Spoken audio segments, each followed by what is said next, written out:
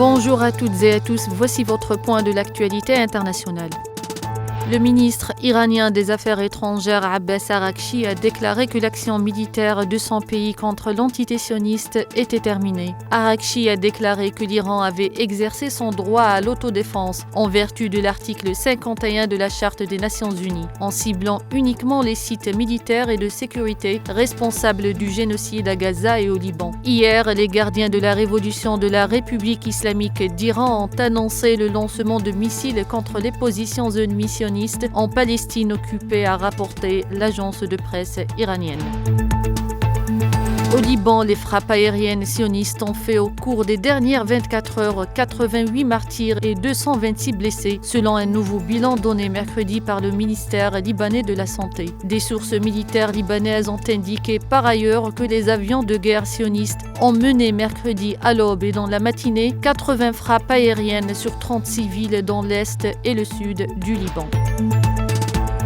En France, des milliers de manifestants sont descendus dans la rue mardi à l'appel de plusieurs syndicats pour réclamer l'abrogation de la réforme des retraites et notamment une hausse des salaires. La Confédération générale du travail a recensé 170 000 manifestants en France. L'ambition des syndicats était de mettre un peu plus la pression sur le Premier ministre Michel Barnier, qui a dévoilé ses priorités devant les députés après avoir reçu les partenaires sociaux la semaine dernière. Au Canada, le gouvernement minoritaire de Justin Trudeau a survécu mardi à une seconde motion de censure déposée au Parlement canadien par son principal rival. Le texte de la motion blâmait les libéraux pour leur incapacité à remédier à la pénurie de logements, à l'augmentation de la criminalité et à la hausse du coût de la vie. Et pour avoir été le gouvernement le plus centralisateur de l'histoire du Canada, est-il noté dans le texte. Au pouvoir depuis 9 ans, le Parti libéral cumule les revers politiques depuis le début de l'été.